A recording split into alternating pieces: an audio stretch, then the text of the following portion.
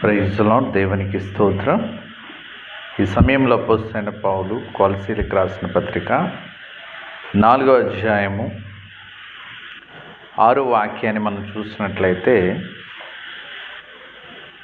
కొలస్సీలకు రాసిన పత్రిక 4వ అధ్యాయము 6వ వాక్యాన్ని మనం చూసినట్లయితే, ప్రతి మనుషునికి ఎలాగూ ప్రత్యుత్తరం ఇవ్వలనో అది మీరు తెలుసుకున్నట్టుకే మీ సంభాషణ ఉప్పివేసినప్పుడు ఎల్లప్పుడూ రుచిగలదానిగాను కృపాసహితముగాను ఉండనీయుడి.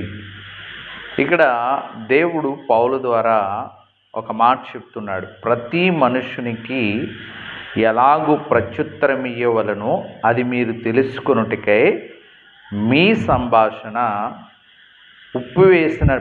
ఉప్పివేసినట్టు ఎల్లప్పుడూ రుచిగలదుగాను కృపాసహితముగా ఉండనేయండి. అంటే మనం మాట్లాడే ప్రతి మాట ఎలా ఉండాలంటండి, ఉప్పు లేకపోతే మనం వండే కూరలకి ఏముండదండి, టేస్ట్ రాదు, రుచి రాదు. అది ఉప్పు చేర్చకపోతే, ఉప్పు కలపకపోతే అది చప్పగా ఉంటుంది. ఏ కర్రీ అయినా కూడా దాన్ని ఎవరు తినలేరు. అలాగే మనుషులు మనల్ని అడిగే ప్రతి ప్రశ్నకి మనం జవాబు ఇవ్వాలంటే ముందుగా వాళ్ళతో మాట్లాడుతున్నప్పుడే ఎలా ఉండాలంటే మన మాటలు ఉప్పు వేసినట్టు ఉండాలి, అంటే రుచిగా ఉండాలి మన మాటలు. ఇప్పుడు మనం సపోజ్ ఫర్ ఎగ్జాంపుల్ ఒక కూర ఉప్పు లేనిది మన ముందు పెడితే దాంట్లో కొంచెం కూడా మనం తినలేము. అదే ఉప్పు కలిపిన కర్రీ మన ముందు పెట్టినప్పుడు ఎంతైనా తినడానికి, అది టేస్ట్ని బట్టి తినడానికి మనము ప్రయత్నం చేస్తూ ఉంటాం. అందుకే ఇక్కడ అపోస్తలుడైన పౌలు మన మాటలు ఎల్లప్పుడూ ఎలా ఉండాలంటండి, మీ సంభాషణ ఉప్పు వేసినట్టు ఎల్లప్పుడూ అంటే ప్రతి సమయంలో కూడా వాళ్ళు మనకి కోపము కలిగించే మాటలు అంటున్నా, మనల్ని హేళన చేసే మాటలు అంటున్నా, మనల్ని దూషించే మాటలు అంటున్నా, మనల్ని తక్కువ చేసి మాట్లాడుతున్నా, మన మాటలు ఎప్పుడు ఎలా ఉండాలంటండి, కృపాసహితముగా ఉప్పు వేసినట్లుగా ఉండాలి. ఎవరి గురించి ఈ మాటలు చెప్తున్నాడు? 5వ వాక్యం మనం చూసినట్లయితే, సమయము పోనీయక సద్వినియోగము చేసుకొనుచు సంఘమునకు వెలుపటి వారి ఎడల జ్ఞానము కలిగి నడుచుకొనండి. సంఘానికి వెలుపటి వారి ఎడల అంటే దేవుని సంఘములో చేర్చబడిన వారి ఎడల, యేసుక్రీస్తు ప్రభువాన్ని అంగీకరించిన వ్యక్తుల ఎడల ఎలా ఉండాలంటండి, మనం జ్ఞానము కలిగి నడుచుకోవాలి. ఆ జ్ఞానం ఏంటంటే, మనం ఎప్పుడు వాళ్ళతో సంభాషించినా, ఎప్పుడు దేవుడు మనకు వారితో మాట్లాడే అవకాశం వచ్చినా మన మాటలు ఎలా ఉండాలంటండి, కృపాసహితముగా ఉండాలి, ఉప్పు వేసినట్లుగా ఉండాలి. కొంతమంది సంఘము వెలుపటి వారి ఎడల ఎలా సంభాషిస్తారంటే, సువార్త చెప్పుతున్నామని భావన కలిగి వారికి నచ్చినట్టుగా తోచినట్టుగా మాట్లాడేస్తుంటారు. బైబిల్లో ఉన్న కొన్ని వాక్యాలు వల్లిస్తూ ఉంటారు. విగ్రహం వట్టిది, అవి కళ్ళుండి చూడవు, చెవులుండి వినలేవు అని. మన మాటల సంభాషణలు, మనం మాట్లాడే మాటలు ఎదుటి వ్యక్తికి కోపం కలిగించేదిగా ఉండకూడదు, ఎదుటి వ్యక్తి యొక్క మనోభావాన్ని గాయపరిచేదిగా ఉండకూడదు. మన మాటలు ఎప్పుడూ కూడా కృపాసహితంగా ఉంటే, ఎప్పుడు కూడా ఉప్పు వేసినట్టుగా ఉంటే, మనం ఏ మాటలు చెప్పినా కూడా వారు వినడానికి ఇష్టపడతారు. యోబు గ్రంథం మీరు చూసినట్లయితే 6వ అధ్యాయము 6వ వాక్యంలో ఏముందంటే, యోబు గ్రంథము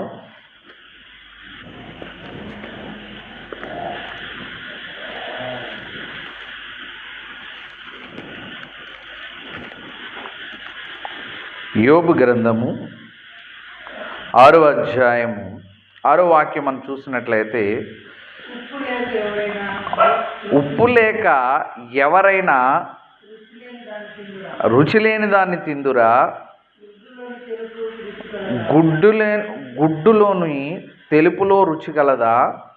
ఇక్కడ మనం చూసినట్లయితే ఉప్పు లేక ఎవరైనాను రుచి లేని దాన్ని తిందురాని క్వశ్చన్ మార్క్ పెట్టడానికి దాని అర్థం ఏంటి? ఎవరు ఉప్పు లేని ఆహారాన్ని తినరు. ఉప్పు లేని ఆహారము ఎంత బీపీ హై లెవెల్లో ఉన్నా ఎంతో కొంత కొంచెమైనా అందులో ఉప్పు ఉంటేనే తినడానికి ప్రయత్నం చేస్తాడు మానవుడు. ఎంత హై బీపీ ఉన్న వాళ్ళని కొంచెం ఉప్పు తగ్గించుకొని తినండి అంటారు. అయితే వాళ్ళు ఎంత ప్రయత్నం చేసినా కూడా ఎంతో కొంత అందులో ఉప్పు ఉంటేనే కానీ వాళ్ళు తినలేరు. అందుకే దేవుడు మీరు అర్పించే ప్రతి బలికి కూడా, మీరు అర్పించే ప్రతి అర్పణకి కూడా, మీరు అర్పించే ప్రతి నైవేద్యమునికి కూడా లేవికాండము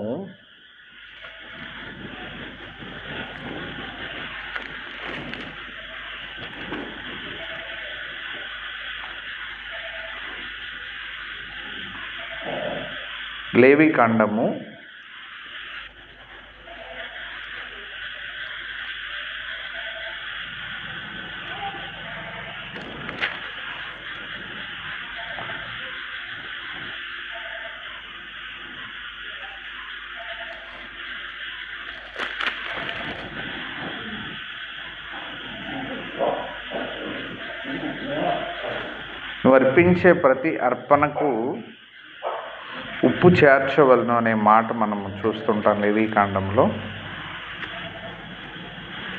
లేవీకాండము 2వ అధ్యాయము 13వ వాక్యాన్ని మనం చూసినట్లయితే, నీవు అర్పించు ప్రతి నైవేద్యమునకు ఉప్పు చేర్చవలను, నీ దేవుని నిబంధన యొక్క ఉప్పు నీ నైవేద్యములో ఉండవలను, నీ అర్పణలన్నిటితోనూ ఉప్పు అర్పింపవలను. మన అర్పణలన్నిటిలో కూడా ఏముండాలంటండి? ఉప్పు ఉండాలి. ఇక్కడ ఉప్పు దేనికి సూచనగా కనబడుతుందంటే రుచిగల దానికి సూచనగా ఉంది. అందుకే దేవుడు మనల్ని దేంతో పోల్చాడండి? ఈ లోకానికి మీరు ఉప్పై ఉన్నారు. ఈ లోకమునకు ఒక రుచికరమైన ప్రపంచంగా ఇది కనబడాలంటే అందులో మీరు ఉప్పుగా జీవించాలి, ఉప్పుగా మనం బ్రతకాలి. ఉప్పుకి ఒక స్వభావం ఉంది. ఏంటంటే మరి మీరు సాధారణంగా చేపల గురించి మనకు తెలిస్తే, చేపలు కడిగేటప్పుడు దాంట్లో ఉన్న నీసు వాసన పోవడం కోసం ఏం చేస్తారండి? ఉప్పేసి దాన్ని కడుగుతారు. దాంట్లో ఉన్న బ్యాడ్ స్మెల్ పోవడానికి, నీచు కంపు పోవడానికి. అదేవిధంగా మాంసకృత్తులు కూడా మనము కడిగేటప్పుడు కొద్దిగా సాల్టు, పసుపు వేసి కడుగుతాం. ఎందుకంటే అది శుభ్రం అవడం కోసం. అలాగే దేవుడు ఈ లోకములో నిన్ను నన్ను ఉప్పుగా ఉండమంటున్నాడు. ఉప్పు ఏం చేస్తుందంటే, ఉప్పు యొక్క స్వభావం ఏంటంటే మలినాలను, ఆ అపరిశుభ్రమైన వాటన్నిటినీ సరిచేయగలిగింది ఉప్పు. కాబట్టి దేవుడు లోకానికి మనల్ని ఉప్పుగా ఉంచాడు. కాబట్టి ఉప్పు తన సారము కోల్పోతే ఏమవుతుందంటండి? అది బయట పారవేయబడడానికి తప్పించి మరి దేనికి పనికిరాదు. ఒకసారి చదువుదాం.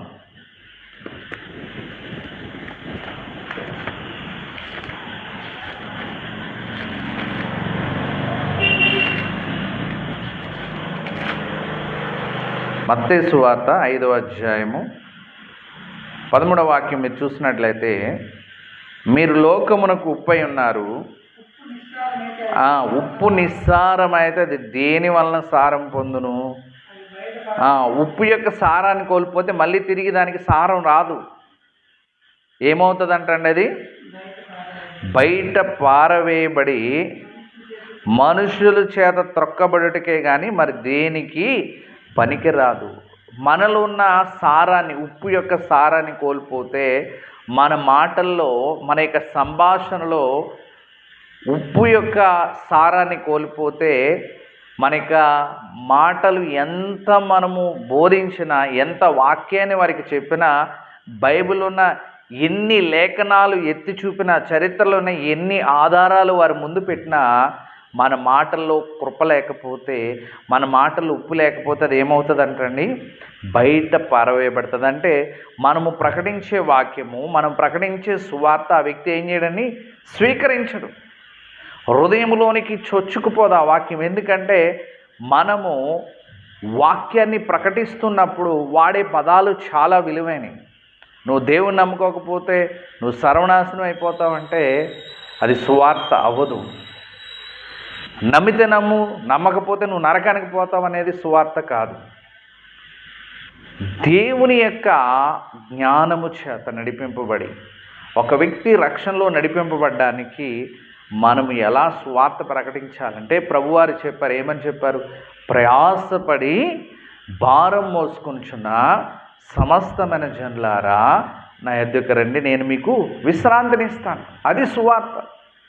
యేసుక్రీస్తు ప్రభువారు మాట్లాడిన మాటల్లో ఎక్కడ కోపం మనకు కనబడదు. యేసుక్రీస్తు ప్రభువారు బోధించిన మాటల్లో ఎక్కడ ఎదుటి వ్యక్తి యొక్క లోపాలను కించపరిచే రీతిగా యేసుక్రీస్తు ప్రభువారు ఎక్కడ కూడా సువార్త చేయలేదు. ఒకసారి చూడండి, యేసుక్రీస్తు ప్రభువారు చెప్పిన మాటే చూద్దాం.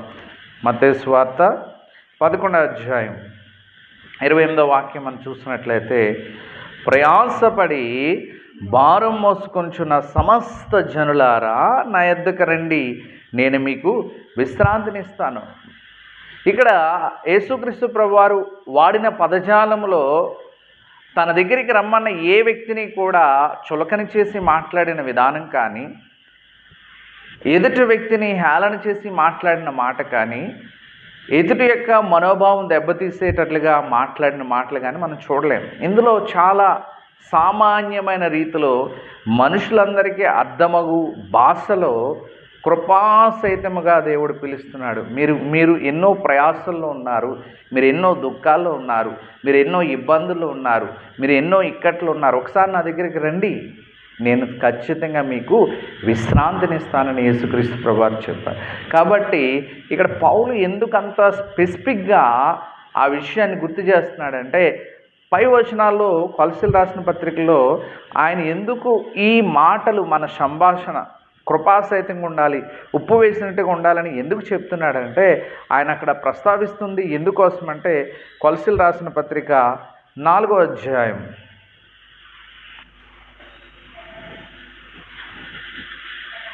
4వ వాక్యం నుంచి మీరు 2వ వాక్యం నుంచి చూసినట్లయితే, ప్రార్థన యందు నిలకడగా ఉండండి, కృతజ్ఞత గలవారే దాని యందు మెలకువగొండుడి, మరియు నేను బంధకంలో ఉంచబడుటకు కారణమైన క్రీస్తు మర్మమును గూర్చి నేను బోధించవలసిన విధముగానే ఆ మర్మమును వెల్లడపరచుటకు వాక్యము చెప్పుటకు అనుకూలమైన సమయమును దేవుడు దయచేయవలనని మా కొరకు ప్రార్థన చేయండి.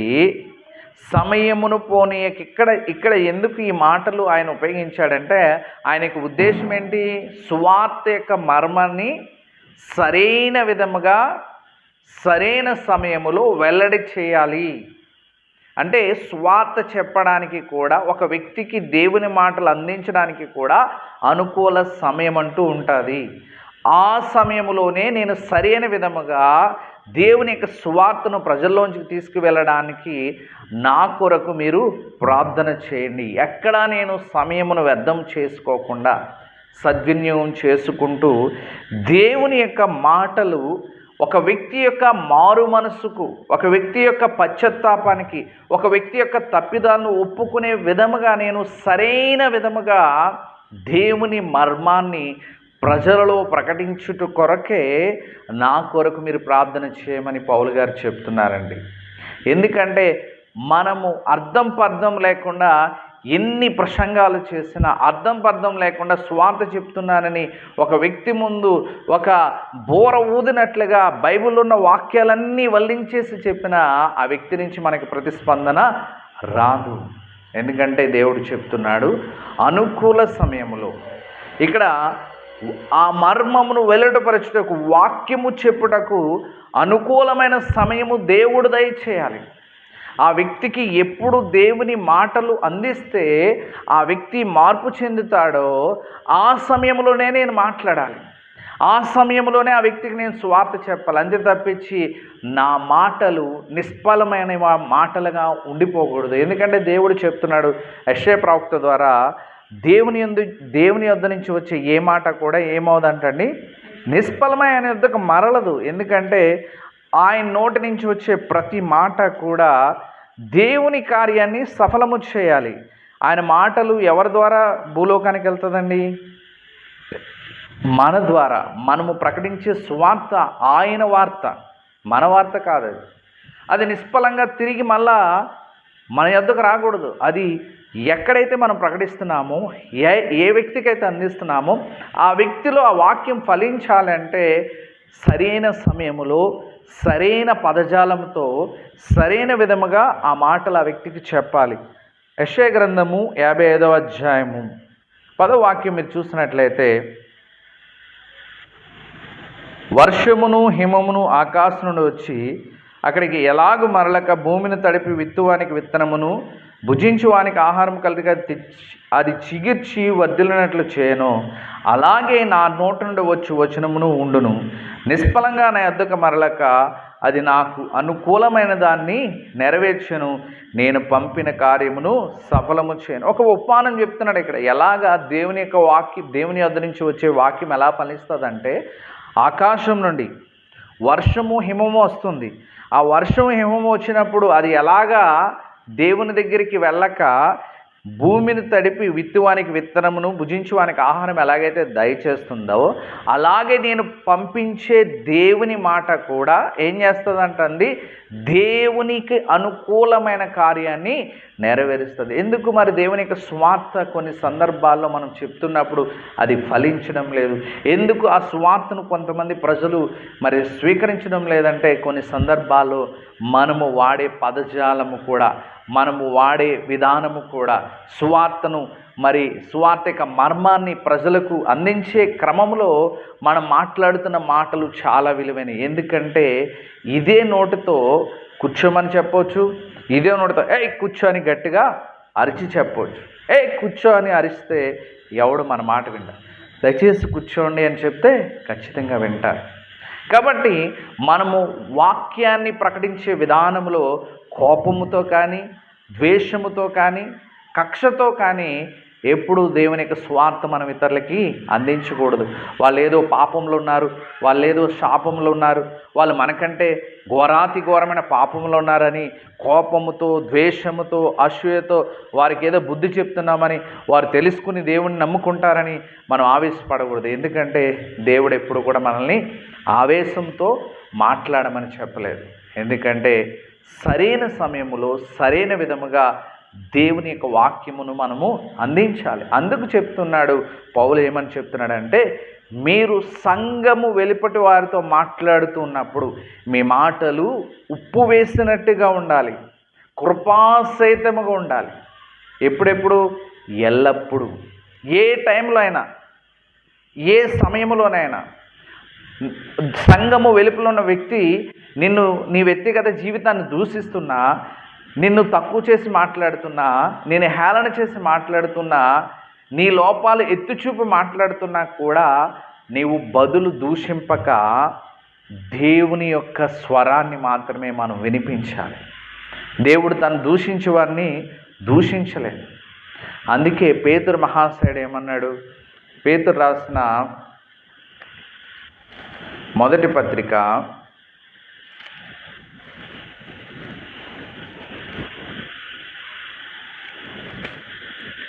3వ అధ్యాయము 9వ వాక్యం మనం చూసినట్లయితే, ఆశీర్వాదమునకు వారసులొకటికి మీరు పిలువబడితిరి కనుక కీడునకు ప్రతి కీడైనను దూషణకు ప్రతి దూషణను చేయక దీవించుడి. ఏం చేయాలంటే, మనల్ని దూషిస్తున్న వారిని దీవించాలి, మనల్ని హేళన చేస్తున్న వారిని దీవించాలి. దూషణకు ప్రతి దూషణ చేయొద్దు. నువ్వు దేవుని మాటలు అందిస్తున్నప్పుడు మనుషులు నిన్ను ద్వేషిస్తున్నారా? మనుషులు నిన్ను చులకన చేసి మాట్లాడుతున్నారా? మనుషులు నిన్ను తక్కువ స్థాయిని నిన్ను మరి మనుషులు దూషణకరమైన మాటలు నీ మీద పలుకుతున్నారా? నువ్వు తొందరపడద్దు, ఆవేశపడద్దు, కోపం తెచ్చుకోవద్దు. సమన్వయం పాటించి ఒక దైవజనుడు ఆంధ్ర క్రైస్తవ కీర్తనలో సుమారు 70 పాటలు పైగా రచించిన వ్యక్తి పురుషోత్తమ చౌదరి గారు. ఆయన వీధుల్లోనికి వెళ్ళి స్వార్థ ప్రకటిస్తూ ఉన్నప్పుడు, వీధుల్లోనికి వెళ్ళి దేవుని స్వార్థ ప్రకటిస్తున్నప్పుడు, మొదట ఆయన స్వార్థ ప్రకటిస్తూ వెళ్తూ ఉన్నప్పుడు పేడను వెనక నుంచి ఆయన మీద వేస్తూ ఉన్నారు, ఆయన వస్త్రాల మీద. అయినా కూడా ఆయన సువార్త చెప్పడం మానేయలేదు. చివరికి ఆయన వస్త్రాలన్నిటికీ పూసేశారు, అయినా కూడా ఆయన సువార్త చెప్పడం మానేయలేదు. చివరికి వారు వచ్చి ఆయన ముఖం మీద పూసారు, అయినా కూడా ఆయన సువార్త ఆపేయలేదు. చివరికి ఆ టైంలో కూడా ముఖానికి ఆ పేడ పూసినా కూడా దేవుని ప్రేమ ఇదిగో జనులార భావంబునను తెలియడే, కేవలం నమ్ముకొనిన పరలోకంబు మనకబ్బును, దేవుని ప్రేమ ఇదిగో. ఆ సందర్భంలో ఈ పాటను ఆయన రాశాడు. ఏ సందర్భంలో? మనుషులు ఆయన వస్త్రాల మీద పేడేశారు, అయినా ఆయన సువార్త చెప్పడం ఆపేయలేదు. మనుషులు తన ముఖం మీద పేడ రాశారు, ఆయన ఆపేయలేదు. ఆ సందర్భంలో ఆయన అటువంటి అద్భుతమైన పాట రాశాడు. కాబట్టి నా ప్రియమైన వారలారా, ఒకానొక సందర్భంలో అయితే ఆయన సతీమణి యేసుక్రీస్తు ప్రభుని నమ్మినందుకు, ఆయన పురుషోత్తమ చౌదరి ఆయన పేరు, యేసుక్రీస్తు ప్రభుని నమ్ముకున్నందుకు మరి ఒరిస్సా ప్రాంతంలో ఆయన వెళ్తూ ఉన్నప్పుడు, తన యొక్క అత్తింటి దగ్గరికి వెళ్తూ ఉన్నప్పుడు, మరి ఇంటింటికి సువార్త చెప్పడానికి వెళ్తూ ఉన్నప్పుడు పాటలు పాడుకుంటూ వెళ్తుంటే, మరి బిచ్చగాడు అని అనుకుని ఆహారం తీసుకొచ్చి ఇద్దామనుకుంది వాళ్ళ సొంత భార్య. అయితే ఇతను గుర్తుపెట్టింది.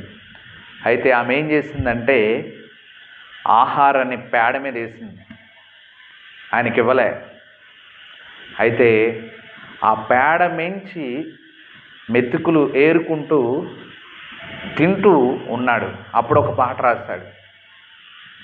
అటువంటి అద్భుతమైన పరిచర్య పురుషోత్తమ చౌదరి గారు రాశారు. అందుకే మరి ఆంధ్ర క్రైస్తవ కీర్తనలో సుమారు 70 పాటలు ఆయన పాటల్ని పెట్టారు. అటువంటి భక్తి జీవితాన్ని మరి ఆయన ఒరిస్సా ప్రాంతం మొదలుకొని చిత్తూరు జిల్లా వరకు ఆయన కాలినడకన దేవుని సువార్త అందించాడు. కాబట్టి ప్రియమైన వారలారా, మనకి కోపం వచ్చే పరిస్థితులు వచ్చినా కూడా సువార్త చెప్పవలసి వచ్చినప్పుడు మనం ఏం చేయాలండి? సమన్వయం పాటించాలి.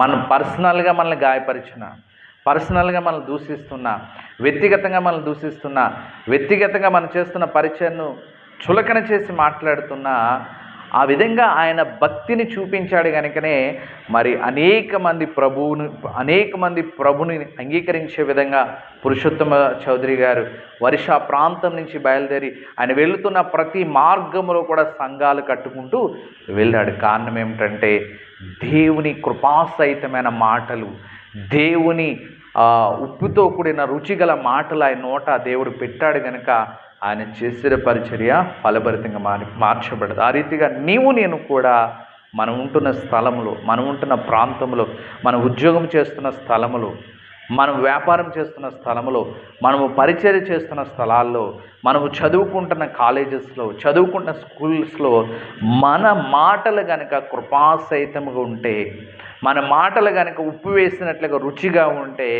ఖచ్చితంగా ప్రజలు నువ్వు ప్రకటించే మాటలు విని మారు మనసు పొందుతారు. ఎందుకంటే మానవుడు ఎప్పుడు రక్షింపబడతాడండి? వినుట వలన విశ్వాసము కలుగును. వినుట క్రీస్తుని గురించిన వార్త వలన. దేవుని మీద నమ్మకం మానవునికి ఎప్పుడు కలుగుతుందండి? మనము ప్రకటించే స్వార్థ ద్వారా. అటు విధముగా మనం మాట్లాడే ప్రతి మాట కూడా ఎల్లప్పుడూ అని అక్కడ రాస్తాడు, ఎల్లప్పుడూ కూడా సంఘము వెలుపటి వారి ఎడల, సంఘములో ఉన్న వారితో కొన్ని సందర్భాల్లో వారు తప్పు చేస్తున్నప్పుడు, యేసుక్రీస్తు ప్రభుని నమ్ముకున్న తర్వాత బాప్తిసం తీసుకుని సంఘ సహవాసంలో ఉన్న వారు తప్పు చేస్తున్నప్పుడు కొన్ని సందర్భాల్లో వాళ్ళని ఖండించవలసి వస్తుంది, వాళ్ళకి బుద్ధి చెప్పవలసి వస్తుంది. అది కాదు, సంఘము వెలుపటి వారి ఎడల ఎప్పుడూ కూడా మనం ఎలా ఉండాలంటండి? కృపాసహితమైన మాటలు మాత్రమే పలకాలి. ఆ రీతిగా దేవుడు కృపతో కూడిన మాటలు పలికి కృపను దేవుడు మనకి దయచేయునుగాక. ఆమేన్.